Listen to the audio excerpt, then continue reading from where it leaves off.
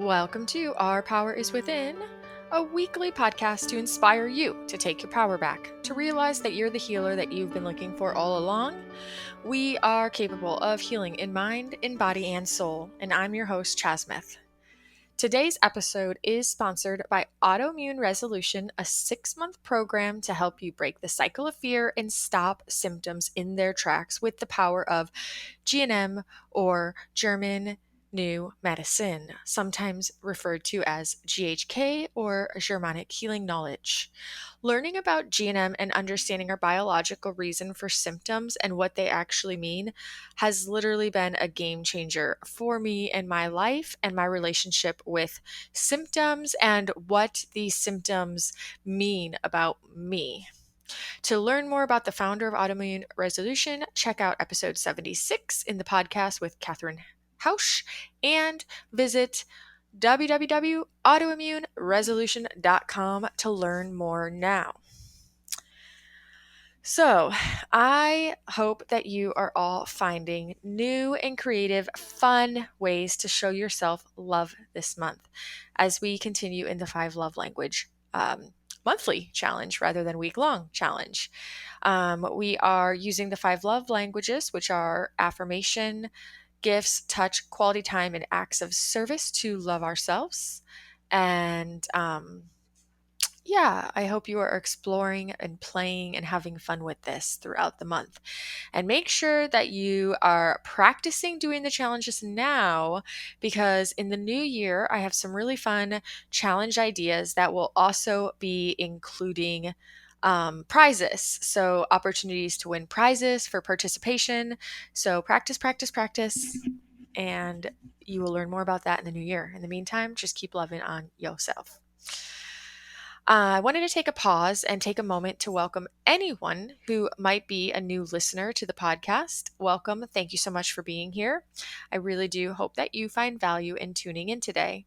If you have any specific questions or you are looking for any specific topics or possibly any specific symptoms that other people have healed, please feel free to reach out to me anytime and I can steer you in the right direction and let you know which episodes might have some value for you. I know there's a lot out there to sift through.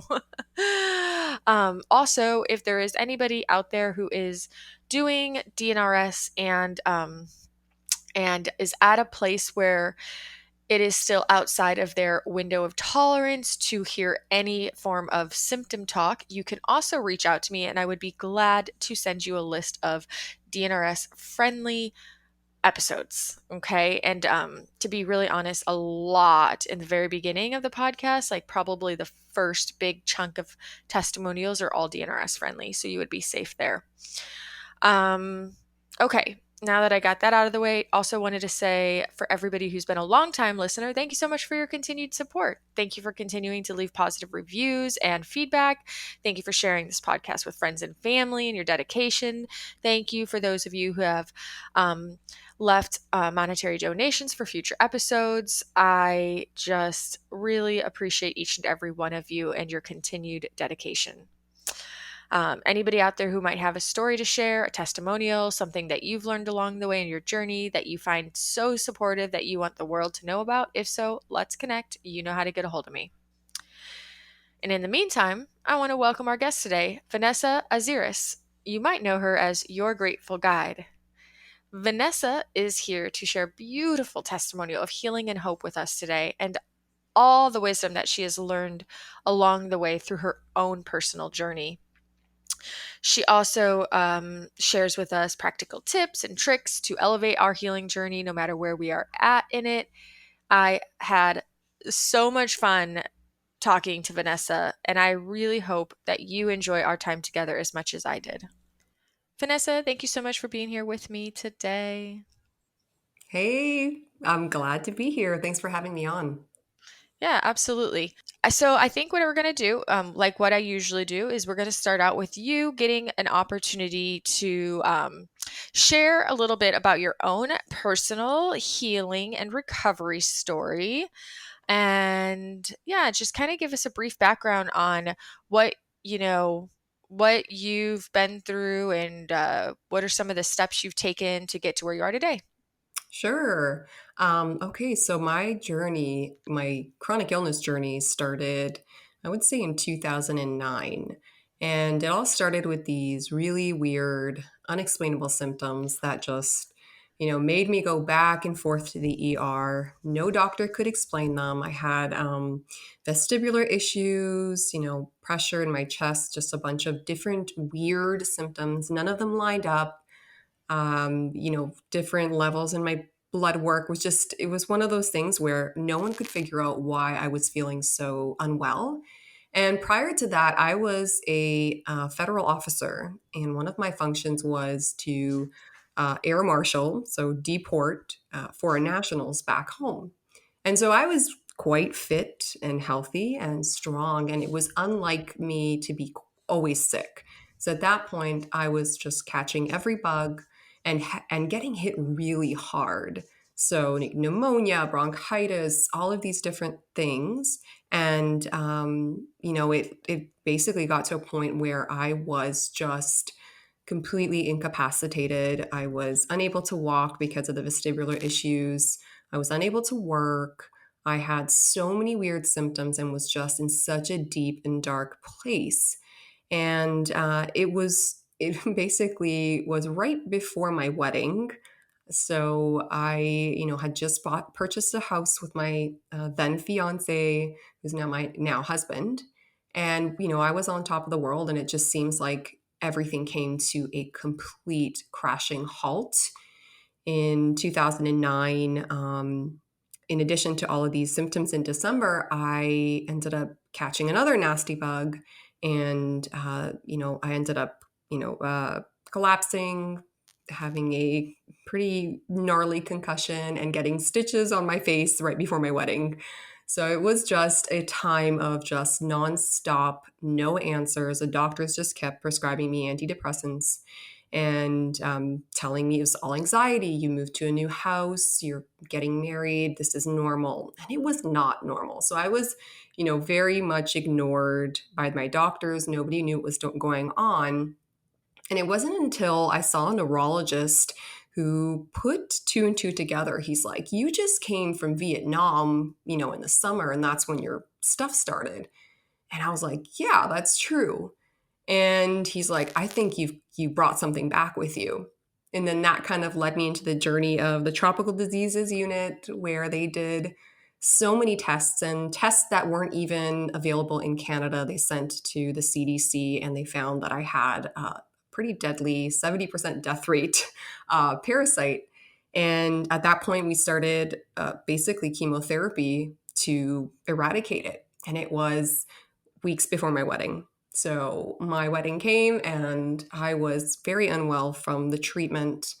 And it was just a really stressful and hard time. And so, fast forward to make a really long story short, after we did the treatment for it, I never recovered. I expected everything to go back to the way it was, and it just never did. And with each year that passed, I felt like I, you know, took on a new symptom or a new diagnosis. Sometimes it was even monthly. I would go to the doctor and be like, "Well, you have this now." And it was very challenging, to say the least, especially when you're starting off, your own new family, basically, right? I'm moving into a house with my husband. And it just felt like I had been sick since day one. And thankfully, I was able to carry two healthy babies. The pregnancies were really difficult. And it wasn't until 2018, where things got even worse. And at this point, I was like, they can't get any worse. And they did. And that was, during a time in my life where I was really stressed. I had two young children. I was already dealing with so many symptoms of nervous system dysfunction and dysregulation. I was just, popping medication as needed for just the chronic pain that I had, the migraines, the upset stomach. I was diagnosed with IBS at that point, vestibular issues, migraine, anxiety. And around that time, I was working and I decided to go back to school to take some extra courses, and we were doing a home renovation. So add all these things together, and it was just like just too much for my nervous system. And it basically ended up in me being knocked off my feet for months. I was so bad that I was hospitalized because I ended up developing, symptoms of passing out when I stood up. I wasn't able to stand or even sit up. I was unable to walk because of the vestibular stuff. I crawled everywhere. It was so bad that I couldn't eat, and the gastroparesis was so intense. I ended up being hospitalized for over a month and a half, and it was so bad that my father, who was in Greece vacationing, was called back immediately because they basically told him she's not looking good, parts of her body are failing, and you need to come back. And at this point, I was in the hospital, completely unable to move. So I was reliant on IV fluids and, you know, needed full time care at this point, away from my kids. My husband, my poor husband was, he would do his day to day job and just think of how, what would funeral arrangements look like. So I was really unwell. And in that hospital visit is when I was actually diagnosed with POTS syndrome, and as well as small fiber neuropathy. And I did had no clue what that was before, and the doctors really didn't either. They found it as a result of some searches on their own databases and like Google searches. And they basically said, this is going to be your life. You're going to be confined to likely a bed or a wheelchair, and you're just going to have to make the most of it. And at that point, they put me on 12 different medications for different parts of my body. And, it, it was enough for me to stay alive and be able to go home and be discharged from the hospital with, regular care. But I had to move in with my parents at 33 years old. We all had to move in with my parents because they had to watch my children, and I could not do anything for myself nor for them. So it was a really, really hard time.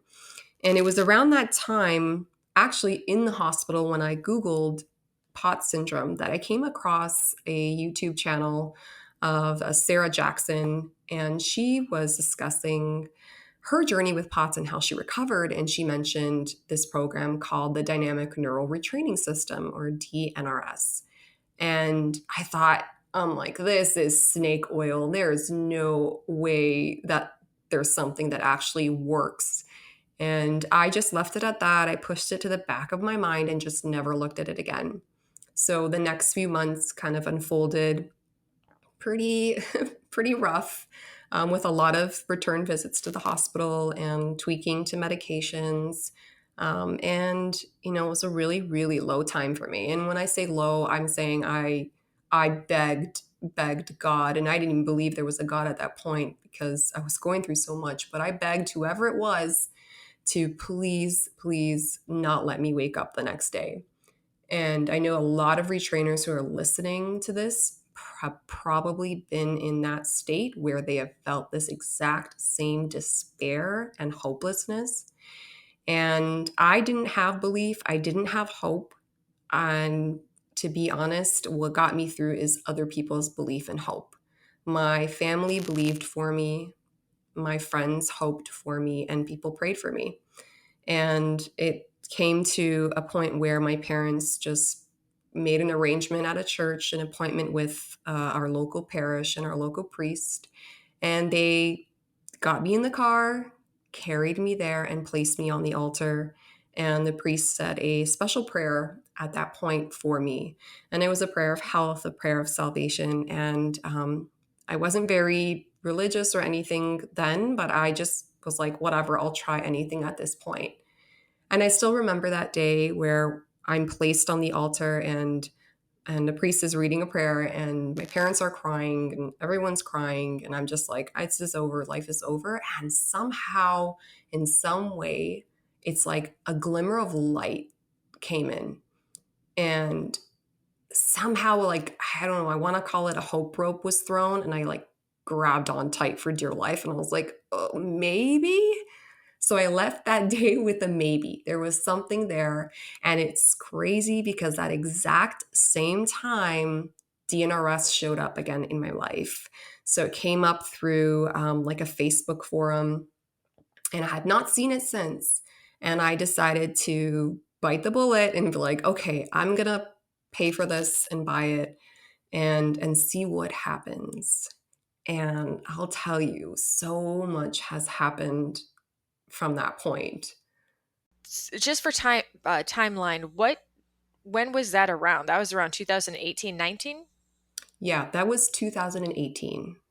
Okay. Okay. It's interesting because, in when you study some of the experts in the world of mind body medicine, they that like are now studying what they call neuroplastic pain, and they say pain loosely to encompass anything from pain to illness to disease, to any kind of symptoms in our body at all, if you will. They say that this neuroplastic quote unquote pain usually presents itself in a couple different ways. And one can be they've discovered from like traumas and emotional stuff, repressed emotion or traumas over the years. But they say that sometimes neuroplastic pain literally develops from an onset of an injury or poison or some kind of toxic exposure or some like actual real illness. And then the brain essentially gets cross-wired from because so many things can happen. We can get so dysregulated from the stress of the sickness that we're experiencing. And so it's interesting because it kind of sounds like you picked something up when you were traveling that wreaked havoc on your body that then but then even after like the treatments that quote unquote should have worked, you were stuck in this loop of all this chronic illness. And it seems like maybe that's kind of how that neuroplastic pain kind of emerged within your system in a sense. Does that make sense? Yeah, so what's interesting is that up until that point, I wouldn't have said that there was anything wrong with me or that I had any issues. But Uh-huh. looking back, I definitely saw signs of dysregulation from when I was a child. They just Uh, weren't, yeah, they just weren't loud enough mhm, to really well, I guess they were loud enough because I did have some chronic issues as a child as well. But there is trauma, so I would have both. But yes, I agree with you where there are some cases where something like a virus or a vaccine injury or like some sort of accident or whatever it might be can cause something like this. mhm, So in my case, I had both, and I recognize this now. I didn't then, but I definitely had seeds of dysregulation. Like, I had the platform for it before that infection or the parasite infection I got. mhm. Yeah, and that makes sense too, because generally, if you think about how severe you ended up, sick, I mean, generally you would think that more than likely for somebody to encounter that much illness ongoing, they probably, if you were already, if you're, how do I want to word this? If your brain reacted like that intensely, it was likely not the first conflict, or first time that you were experiencing some level of dysregulation. Is probably that it's that building effect. Yes, for sure, 100%. Yeah. It's so crazy though, because so often when we're in it, we it's so easy to just be like, oh, well, it came out of nowhere. Nothing was going on. But then when we can look back in hindsight after years and years of working through healing and research and learning so much and understanding this connection, we're like, oh, it didn't really come out of nowhere. So true. Like, what do you mean nothing was going on? I'm totally fine. And meanwhile, yeah. Yeah. Yeah. Okay, so 2018, at some point, you have DNRS put back in front of you for the second time. And that is such a common story. I hear this all the time, and it also happened for me. So many people, we hear about it, we learn about it, but it's like that seed's just getting planted, but we're not ready for it. We throw it to the back burner, and then something happens where it comes back to the forefront, before we actually finally take that plunge. So you sign up for it, and herein begins the journey of true healing. So tell us a little bit about what happens moving forward through that journey. Sure. Yeah, it's really interesting because even when I purchased it, I didn't start it right away. I was still an unbeliever, but I kept it there. I'm like, okay, this is this is my only option right now. But I was still very much stuck in the sickness identity. So what's funny is around the same time I went for an appointment for an assessment through like insurance or whatever, and the doctor, so a psychotherapist, she started to explain the mind body connection, and I got upset. I was like, Mm-hmm. "What are you trying to say, that my migraines aren't exist? That they're not real?" Like, I got pissed.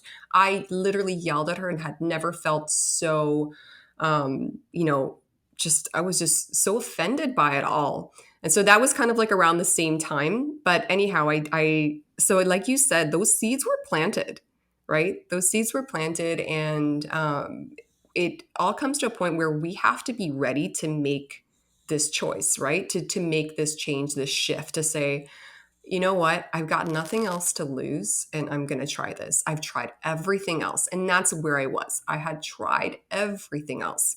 And so I started watching those DVDs, and at that point, the brain fog was so intense that it took me 2 weeks to get through 4 days of video. And that was with me trying to rewatch and reread. Like, I couldn't really read at that point. If I did read, it was like one sentence. And then I was like, what did I read? And then I'd have to go back. So it was a really slow progress. And when I started, the actual implementing the program, the tools, the exercises, I still didn't really know what I was doing, to be honest. And I needed to get a lot of support from the forums. It was hard just because it wasn't quite clicking as much. But I did start to notice some shifts pretty early on. And I think the first shift that I noticed was I started to have hope, and just this understanding of what was going on, because I never had answers. The entire decade of illness, I didn't have answers. It was more of a, what's wrong with me? Could it be something else? What if it is this? What if they're missing something? What are they missing? And at this point, I decided to just throw everything out and was just like, okay, I'm going to focus on this. I'm going to believe that this is a limbic system dysfunction. And that's where the healing began. Is I started to do my rounds, which are, for those of you listening, there are a particular exercise that's part of the DNRS program, and it consists of certain phrases that you say, and talking to your survival brain, and then adding in this visualization piece. And and it was, I became pretty dedicated to it, and my family knew. I told everyone what I was doing, and I even put out a call out on Facebook and was like, hey guys, I am doing this thing to rewire my brain in hopes that it's going to heal me. Can I get you guys to send me any really good memories you have of me? Because at that point I had no memories, and part of the program involves memory recollection. And so it's crazy because I got a flood of people from like high school and childhood, and friends and family sending me really good memories. And this is something I recommend to all of my clients as well, or any retrainers. But that's kind of how my journey started. I was very open. I'm like, hey, everyone, I'm doing this. Let's see what happens. And slowly in time, like, it wasn't a fast, healing. It wasn't overnight. It did take time. And there were ups and there were downs, but slowly I started to see the link between my survival brain, being completely, stuck in this survival state, and all of the problems I had, all the symptoms that I was experiencing. And in time, slowly by slowly, with elevating my mood, with incrementally training, with doing my visualizations and my rounds, I started to do more.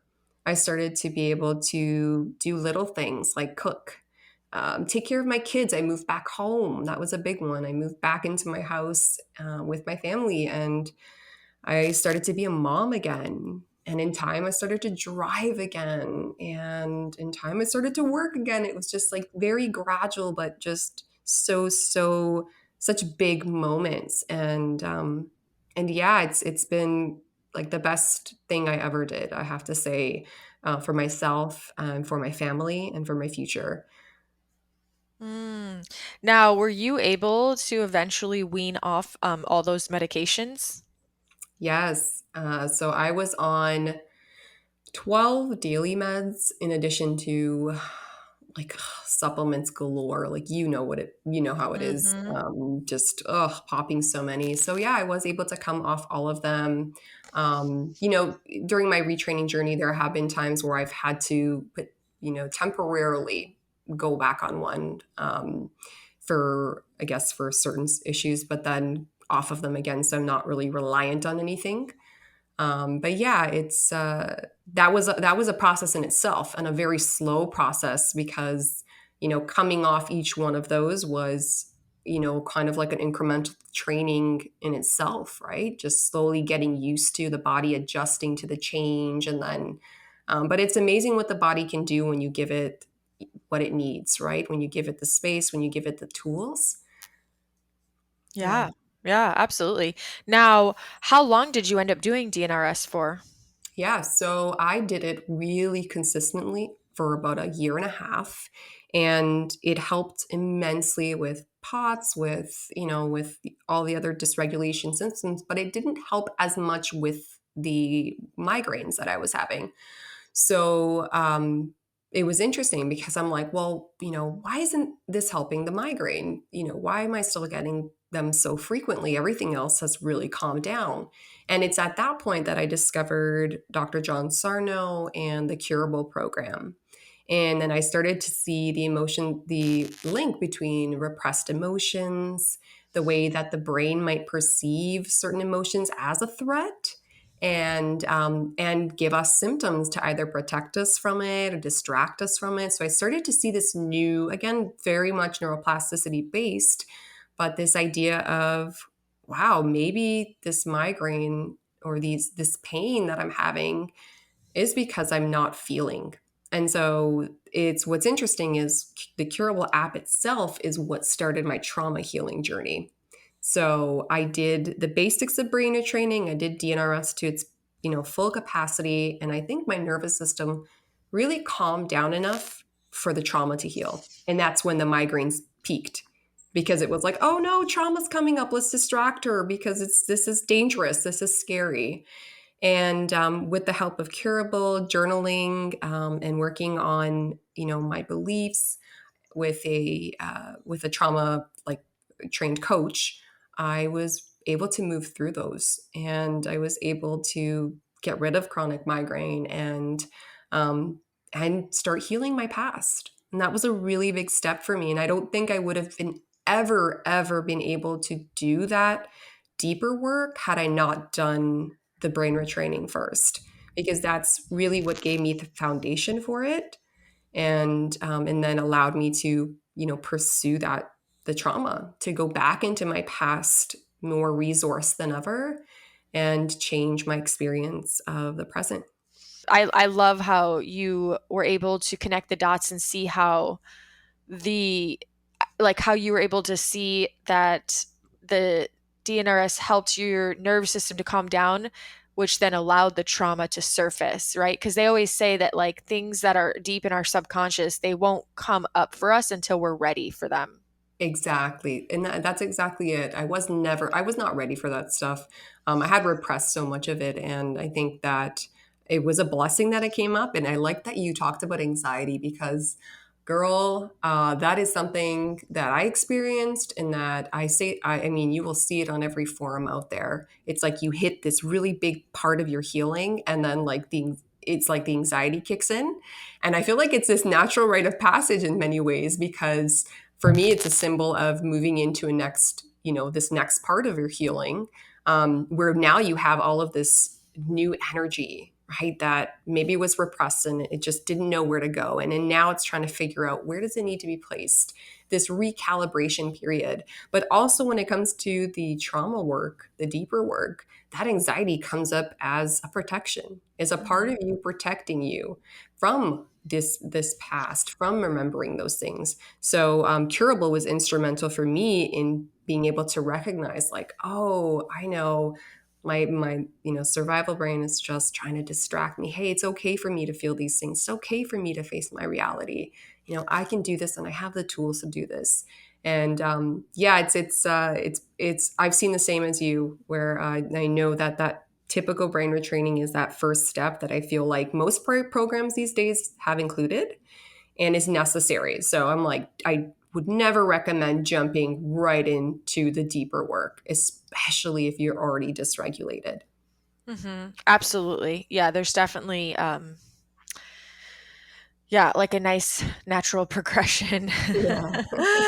But yeah, I was definitely one of the people who experienced the physical sensations of anxiety. Like the deeper I went into the DNRS, I was like, wait, now what's happening? I was supposed to be feeling great, and now all of a sudden I had these crazy intense like physical anxiety sensations. At the Yeah. time I didn't know how to label it, then I learned what it kind of was.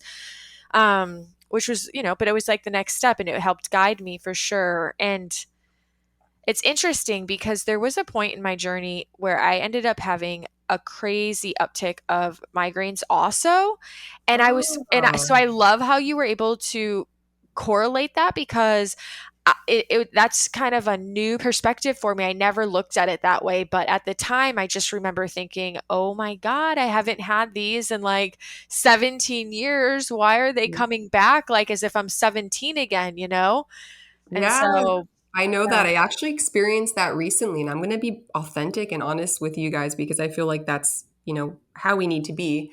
But like, life happens even on the other side of healing. And last year, this time, my father passed away suddenly. And, with the whole, you know, pandemic and everything going on, it was just a really difficult time for everyone. But I noticed an increase in some sort of dysregulation after that. And what's interesting is we know the body remembers, we know the body keeps the score. And when this month came around this year, so leading up to his 1 year anniversary, I got this like bloody migraine that I haven't had in like 4 years. I had not taken an abortive med, I had not taken anything. And it like hit me hard. And I was like, why am I getting this? Is weird. Where's this coming from? And then I realized the date. I realized, this time of week, I realized what this was. And I was like, oh, this is a really hard time. And my survival brain is like amping up for this. It remembers, it knows, and it's trying so hard to protect me. And I had to really do that work again, where I was like, oh, I'm fully resourced now. Like, I have the tools, I know what to do, and it's okay for me to feel. And then doing that, that work that we learn in Nicole Sachs or Curable, where it's like, I have emotions now that need to come out. And by working through those and journaling out and feeling them and supporting myself through them, you're able to get through those little dips or whatever you want to call them. And it's not that I went back in my healing, it's just that this was an expression from my survival brain. It was trying to protect me again, and now I knew what it was. So I don't fear these things like I did in the past, if that Hmm. makes sense. Oh, absolutely. Yeah. And that takes the power away. And they say that, like, when we can get to that place of indifference, that's where the magic can really happen. Exactly, yeah. Yeah. Wow. Good job on recognizing that and then being able to take the necessary steps for sure. Thank you. So what these days, because like you said, life does happen. So Yeah, we're always going to experience new challenges at some point, no matter how hard we try to control and create a life that's perfect. It's not reality, right? Like people right. will pass on, and you might lose like a loved one, whether it's a person, a pet. Sometimes unexpectedly you could lose a job. Like Hmm. there's just an infinite number of things that could happen that could impact us because we are emotional beings here having this experience. So, what are some of the daily practices that you have today to help support your nervous system and stay regulated and to build that resilience ongoing to help you then be able to navigate these challenging times in life? Yeah, so I like to see my daily practice as very intuitive. Prior to my father's passing last year, I wasn't really doing much retraining, but I was doing a little bit of somatic work, some vagus nerve work, and a visualization because visualizations are my favorite.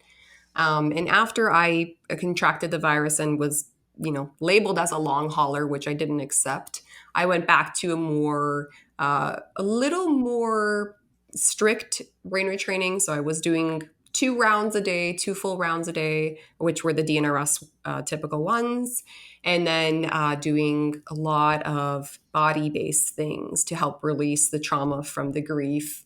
And so it kind of looked like, intuitively, what am I needing in this moment and how can I give that to myself? The inner child work came very in handy.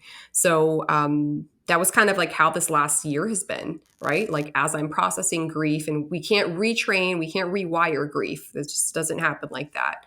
But we can support ourselves in a way where it doesn't consume our entire nervous systems and we go back into that like dysregulated state. So what that has looked like for me has been every morning. I love to start my day off with a really gentle somatic, like 5-10 minutes, doing certain somatic experiencing exercises that I've learned from various different places, like Peter Levine, working with a somatic therapist in the past. Just little things that I've picked up that I find intuitively feel good and help me release. And then I always do a visualization. So I always try and use my visualization tools to work towards, the life that I'm looking to have. Prayer is a huge, huge anchor in my day. So that's another, non-negotiable throughout my day.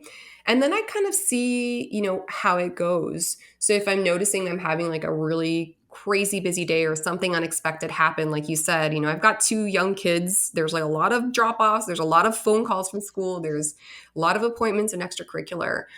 Even while I'm in the car, waiting to pick them up from school, I will do maybe some breathing or some gentle massage on my ear or some vagus nerve exercises. So the way I see it is like we want to resource ourselves throughout our day. We don't want to pay attention to our nervous system only when it's freaking out. We want to be able to offer it a little bit of cushion, right? We want to be able to say like, hey, I'm going to love on you even when you're feeling good, right? So I see it like the way you would treat a child. It's like, I'm not only going to pay attention to you when you're crying and you're, having a tantrum. I'm going to love you throughout the day. So how can you show your nervous system love? And I see this as a lifestyle, not as a retraining routine or as, a certain amount of things that you have to do in a day, but intuitively tuning in. What do I need in this moment? Maybe I do want to rest and I'm going to make it a choice and do that.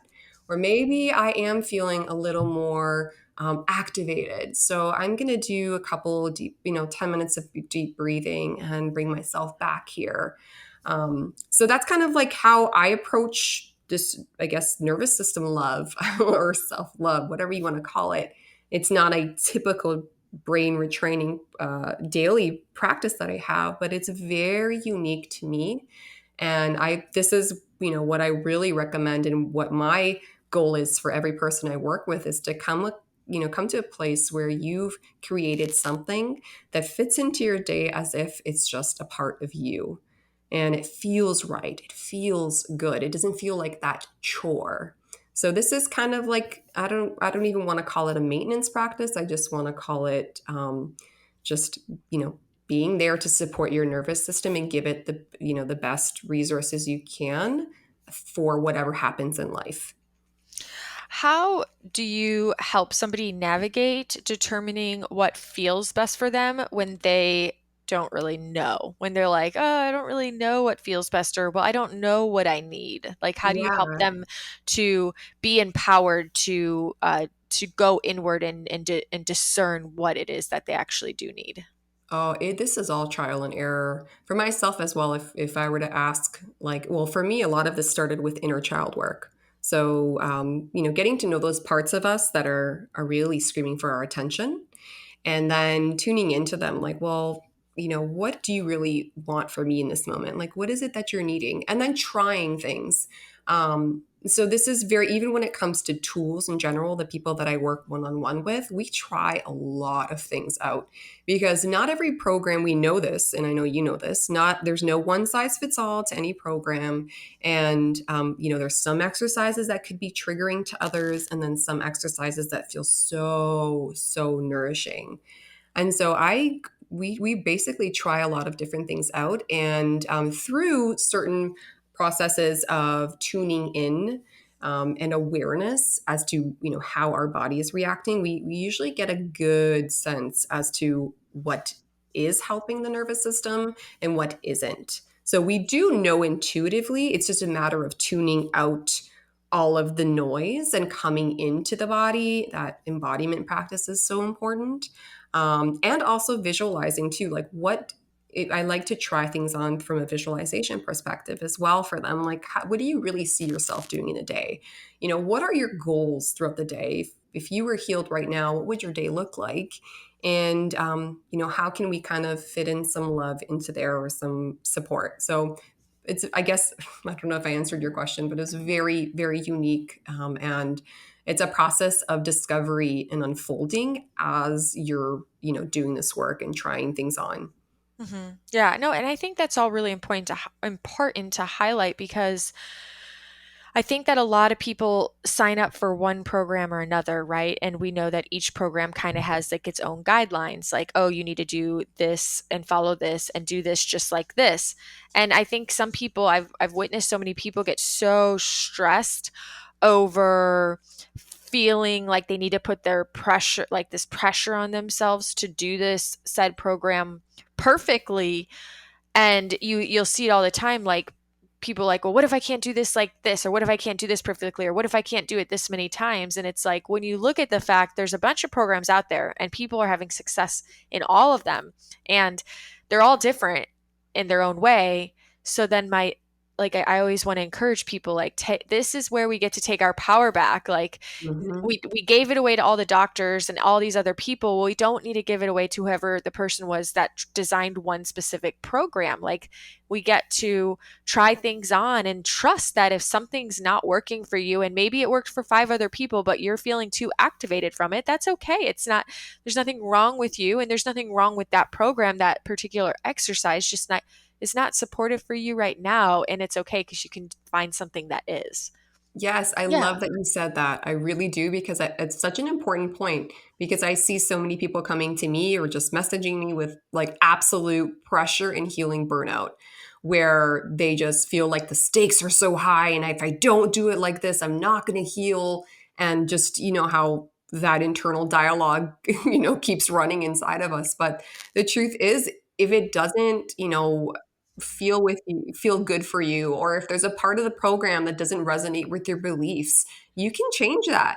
You can add in things that do resonate with you, that are a part of you. You can bring in your personality, you can tie in the things you love, and you can make it not just this daunting practice that you have to do every day, but it can become more of a lifestyle that you actually look forward to doing, right, instead of a Yeah. to-do list task. Yeah, absolutely. And because one part doesn't work doesn't mean you have to throw the whole thing out the window and like go try the next thing. Like, you don't have to Yeah. like program hop. You can just like really, you know, like Yeah, you said, kind of make it exactly. your own in a sense. Yeah, I just think that's an important thing, because I'm all about personal empowerment, and I just feel so sad when I see people constantly giving it away. And yeah, it's good to make it, like you said, make it something that you actually look forward to. Yes, exactly. Yeah, because it can feel so like like such a chore, right? Mhm. Mhm. And with that comes resistance. Oh, yeah. Yeah. Yep. So I know the last time we talked a lot about resilience actually, and one of the things that we focused on that I'd like for us to touch base on again is we talked about how sometimes when we start to do these programs, like say a brain retraining program, like whether it's DNRS or something else out there, we have a lot of success, and that's great. But I feel that there's sometimes not necessarily a lot of guidance in transitioning out of like full-time brain retraining into living life, going back into our lives again. And so like we've already kind of touched base on, I didn't realize or have didn't know that there was a chance that this like high level anxiety could like show up. You didn't know that you were going to suddenly get these like intense outbursts of like migraines, like, and some people find this happens a lot where they have a huge reduction in symptoms, but then they feel like they're on, like they're just flying high and they're great, and then they start to reduce some of the time they're spending on their healing and start to say yes to living, but then they have this uptick in various symptoms, and it's really hard for people to sometimes go through that transition. Do you have, through your experience, any tips, tricks, and support you can offer people listening to help them as they navigate that transition? Yeah. So, I mean, I think we all get to that place in our healing journey where we've come a long way, but we're not quite where we want to be, and we're in this like middle place where there's still some things going on. Maybe you're not where you exactly want to be, but you don't want to devote an hour every day to doing rounds or whatever it might be. So what I've seen most often is a lot of fear attached to this, to letting a round go. So I've seen people being scared to drop a round. Like, so in for those listening in DNRS, you have to do an hour of rounds a day. Sometimes it looks like 4 a day. And so what I like to do is incrementally training to untrain. So what that would look like would be dropping one round off, a day, or sorry, one a week, pretty much like you're doing it incrementally. So you would drop a round, say that week you're only doing 3 rounds. And maybe instead of that round, you're gifting something to yourself, a really good and positive experience. Because healing doesn't have to look like just sitting in a room doing visualizations or tapping or in a child work. Healing can also look like going out and living life, going for a walk, doing something, meeting with a friend. Those things are all healing as well. And so that's kind of my first thing is starting to experiment and letting go of the need. Like, I don't need to do all of these rounds anymore. And I'm fully resourced. And I know if something were to come about in my nervous system, were to start talking to me loudly again, I know what to do now. I know how to listen, and I have all the resources I need. So that coming from this place of agency is like, oh, I know better now. So I don't need to be afraid of these. And recognizing, are there limiting beliefs at play? Do you believe that if you stop retraining, you're going to end up back where you were? And if that is the case, then I would definitely look into doing some deeper work, maybe tapping those beliefs out, maybe journaling them, seeing where they're coming from, seeing what's at the root of them.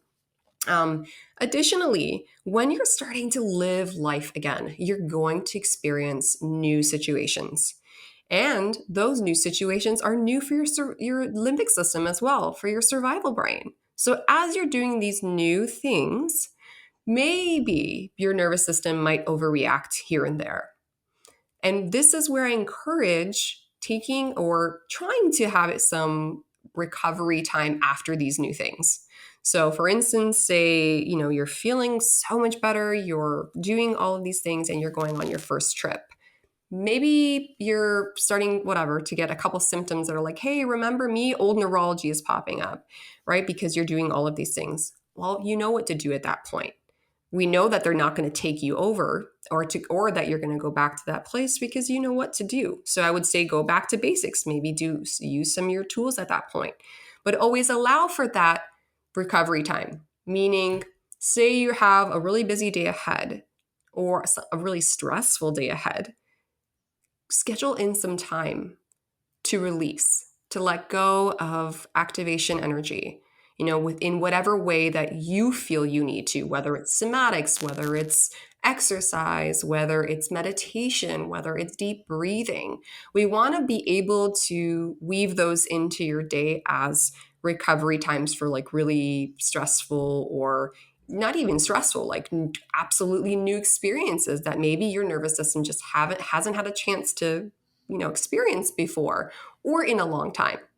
So having this adaptability is like knowing I can do these things, and I know what to do if old neurology pops in. Like I know what this is, and I know what to do with it. I don't know if that answered your question, but It does. Yeah, it's great because I think that what we can do sometimes is, and it all comes back down to fear, right? Like you just gave some great examples, and like if we don't know, because I think that's the problem, is like if we don't know to expect that things could happen, what happens is we get a new symptom and suddenly we go into fear mode, and then we go into like, oh my God, I did something wrong, or we think, oh, this is outside of my training zone, and then we withdraw again. And I right. what I see happen when that is the response is like getting kind of stuck in that weird limbo where you like want to take the next step but you're so afraid, and then you start to like associate things as all out of the training zone again. Yeah, And like, you said examine beliefs. Well, yeah, so important, right? Because our beliefs are super freaking powerful. So if I believe something's out of my training zone versus you said it so lightly, like, okay, like the brain's just like having a memory, or it's just being triggered again, but it doesn't mean you're out of your training zone. You didn't do anything wrong necessarily. And it's just learning how to bring that ease back in and create that safety. Um, and yeah, just not going into that fear constantly, or not like believing, you said, to like notice if you're believing that if you start to stop doing as much healing work that you're not going to heal. Well, that's a really strong belief, and if you oh yeah, believe that, it's going to present itself as a challenge in that journey. exactly. Yep. hmm so no, I think those are great, great tips. And as far as like say somebody's doing DNRS or Gupta or any of the brain retraining programs out there, what and say they're listening to this and they're like, oh, okay, so there's other layers, there's other steps, and they're thinking, well, when do I know when it's good to transition, or maybe peel back the next layer, or try something new, or add somatics into the experience, since we know that traditional brain retraining is more top down. What are some of your thoughts on what people could be noticing or observing or looking out for in their body, in their mind, and in their life as an indicator or cue that they would be ready to like take that leap and start integrating some other tools? Yeah, so I know that the typical brain retraining doesn't really include the somatics, but now that I kind of know more about that's the mind body connection, and how important it is to find safety within our bodies again. I actually do like incorporating, even at the beginning, some vagus nerve work, some gentle somatic practices, maybe orienting or whatever it might be to just help you come back into your body. And so I think these can be used, again, nothing really, really intense. We're not going to be going into trauma or anything like that. But just these subtle signals of safety that we can send to our survival brain through our bodies. I think that I really do like how some programs are incorporating both top down and bottom up in the beginning stages. Not to say that, we know so many people have healed with just DNRS or Gupta, but I do, looking back, as my own personal preference, I feel like adding in a little bit of that bottom up approach can help. Now, as for going into deeper work, I know for myself, I just couldn't ignore it. I got to a place where my body knew to bring it up. I started to notice, more tension. I started to notice different thinking, old memories that surfaced that I had not had in I really just didn't remember. I had repressed them. And this was for me, really pretty in your face sign that, oh, we have to deal with this stuff now. And it was things that I just couldn't ignore. And so kind of be on the lookout for that. Obviously, again, we don't want to rush into anything, and that there's more time than you think there is, right? We don't have to. And I've also seen so many people do typical, just regular brain retraining and not have to do any deeper work. Hmm. So it is right? It's so individual. And, like, I would say give it time. Like, really give whatever program you're doing, whatever practice you're doing, give it at least that 6 months. Like, give it the chance. And don't be so eager to jump onto something else. And that's what I see a lot, the program hopping. Hmm. It's a real thing. And you're going from program to program because, I mean, we want to hope, right? We see these testimonials and we're like, oh, well, this one isn't working. Well, okay, well, how long did you do it for? Okay, well, I want to know how you did it. Like, how many rounds did you do a day? What did it look like for you? Did you really understand it? And so I think that, like, whatever program you're doing, clearly they all work. They all do something there, they all rewire your brain. It's just a matter of seeing which one, what fits for you, what parts of it you do and you don't like, and giving it the opportunity, giving your brain the opportunity to rewire, and not rushing to do all of the deeper work. When it's time, you will know. Like, I'm telling you, you will know when it's time to go deeper. And if you've been doing a program for a really long time and you haven't gotten to where you wanted to be, this is where I recommend, going with a coach, getting to really talk about, like, what it is, what are your healing goals, where's the resistance, what's happening for you, what is and what isn't working, right? And this is more like when I see people who have been, like, say, doing DNRS for like 2 years and they're like, I'm still dealing with the same symptoms. Hmm. Yeah, it's the opposite, right? Like there's the people who there's the program hopping going from one to the next without giving anything a full chance.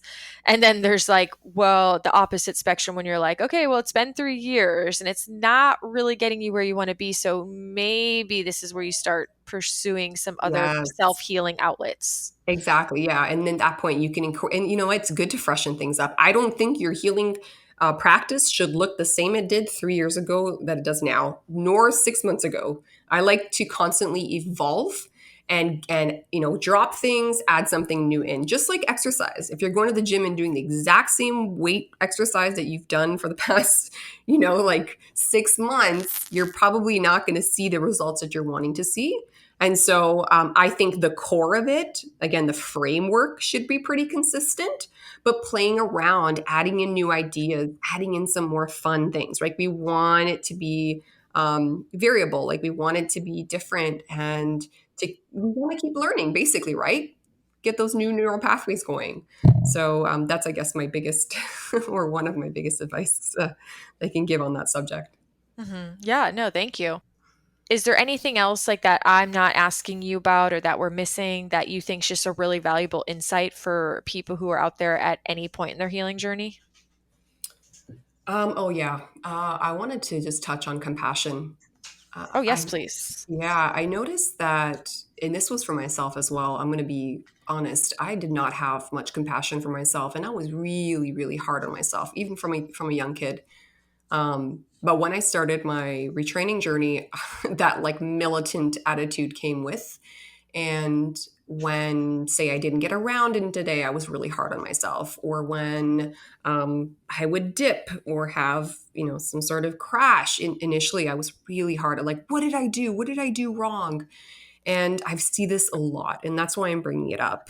There's such a lack of self compassion. We're so easy to give it, freely to others, but we can't to ourselves.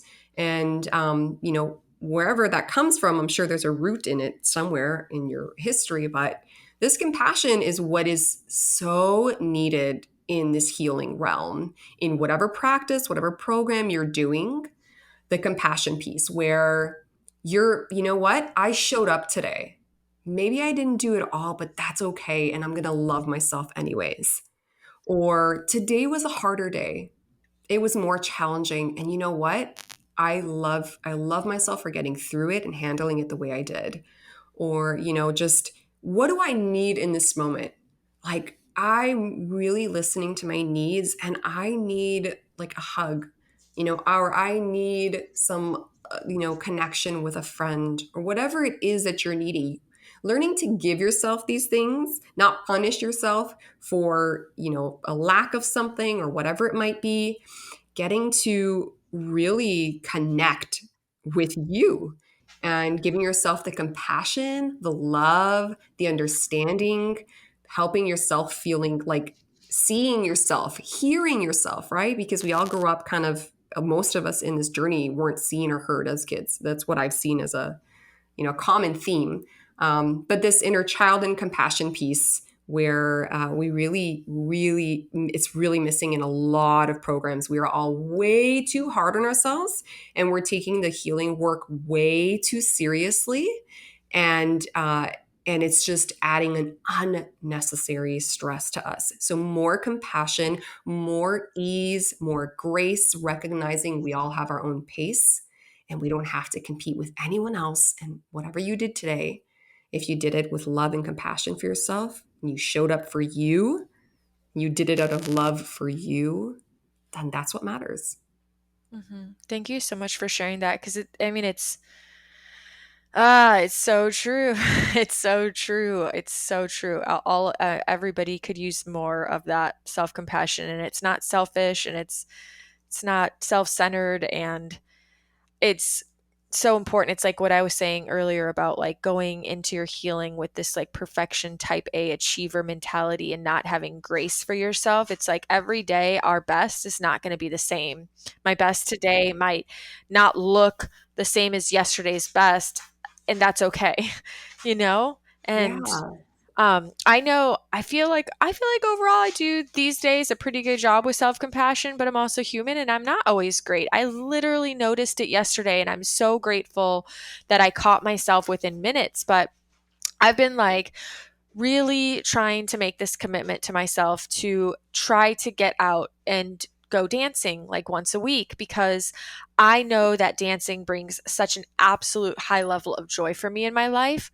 With that said, it's usually later in the evenings.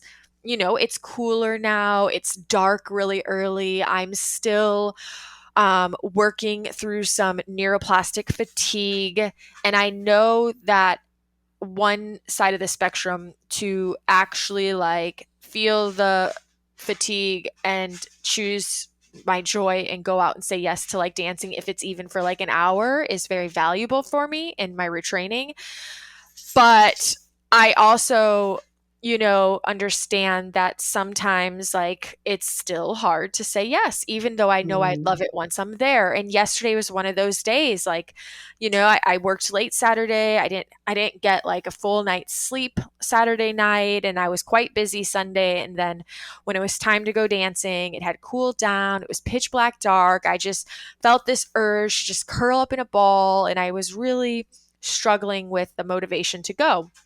And then I noticed that I started beating myself up because I'm like, this is your joy, and this is, and you how are you gonna, like, you keep telling yourself that you're gonna do these things for joy, but then you're not doing them. And so here I am taking something that was supposed to be for my joy and beating myself up over it. And I caught myself and I stopped and I was like, you know what? No, we're not doing this. This is okay. Like, we're going to dance again. We're going to dance a lot. And it's okay if it takes us time. And it's okay if we miss weeks. And it's okay if sometimes, we say no. And I thought maybe for the winter, I just do some exploring and see if there's anything even earlier or like daytime opportunity, or maybe I take a Zumba class, which isn't quite the same, but it's still that, kind of in that realm.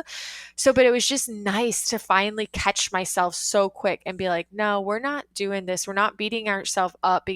We're not we're not having this negative mindset that I'm letting myself down because I didn't go dancing. I like once, or even if it's Yeah. twice, it's like, it's okay. Like, just like all the tools we use for healing, everything, it's like there's not a rush. doesn't have to all happen right now, and I can just have grace for wherever I'm at. Yes, exactly. I love that example, and I think it's so so relatable. Even just to retraining in general, right? When we just Hmm. don't do all the things. I didn't do all the things today. Yeah. Oh, that's okay. Yeah. There's always tomorrow. Yeah. And, as long as you showed up in some way for yourself, which you basically did it, you showed us that you did show up for yourself. You caught that, that inner dialogue, that negative inner dialogue, and you spoke your truth, right? And you recognize that it's just a part of you that's trying to protect you. And it's just old, these old patterns that we're so used to that we're wiring out. And sometimes they pop up to say hello. And that Hmm. compassion, instead of that, like you said, that like punishing or like anger, whatever it might be that's coming up, it's the compassion that wins, right? It's so, so powerful. Yeah, absolutely. Yeah, I felt really, really proud of myself yesterday for catching that. Yeah, well done. Well done. And then I was like, and now I have permission to just go curl up and snuggle my dog and like read a book, and that's okay too, because that's also fun. Yes, I've watched a lot of Hallmark movies this past week because it was especially hard with an anniversary of my father, and I gave myself full permission. I'm like, I've got the tree lit, I've got like hot cocoa and Hallmark Christmas movies going like for a few hours one day, right? And I was like, I didn't feel bad at all. Whereas in the past, I would have been like, well, I didn't do laundry, I didn't cook, I didn't this. Well, you know what? This is just as important. It really is. My body, my soul, my mind needed it, and I gave it to myself. And that is a true measure of healing. So Hmm. you're doing amazing. Thanks. um, what is the one message you would share with the world if you were only able to share one message for the rest of your life? I want that to be a message of hope because I've been in that dark place and I know so many are. And I would just say that there is always a reason to hope, and that there are so many people out there like myself giving hope ropes, and we're doing it for a reason because we've been there. So look to the ones who have been in your place and see their recovery, their healing as proof that it can be true for you too. And it's only just a matter of time. So yeah, I guess Yeah, I'll leave you with that. I like that. And like we were already just saying, don't compare yourself though to their Yes. journey. Yes, Don't exactly. compare yourself and beat yourself up over it if it Yes, doesn't happen in compassion, the same compassion. timeline. Yeah, yeah, exactly. Yeah, awesome. Well, I'm so grateful that we got to do this and again. Yes, me too. I think the second time was even better. Yeah, well, we're practiced now. Yeah. But I appreciate you. I feel like this journey has really that you've embarked on has really brought you to this place of like so much wisdom and understanding of the mind body and healing and yeah, I just want to say thank you for being here to share some of that with people who are out there listening. My absolute pleasure. It's honestly an honor every time I do one of these interviews because I know it will reach a different audience, and that my mission is to give hope.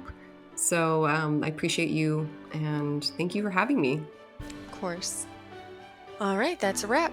Once again, as always, with each and every episode, I hope you found today's insightful, inspiring, or hopeful for wherever you are at in your journey. I always want you to walk away from our time together feeling more motivated, more ready, more inspired, with a better sense of direction, possibility, and hope. Please, please, please, please consider helping me to continue to spread this message of healing and possibility as far and wide as possible. That means share this episode on your social media, share it with friends and family, share it in your healing or health groups. Also, I did start a private Facebook group where we could be more connected. Please consider joining that so that I can get to know you all better. And in this group, you can make requests such as asking questions for future guests, making requests for future guests, volunteering to be a future guest, and so much more. Have fun exploring what it means to love yourself in a variety of ways. And until next time, make this week great.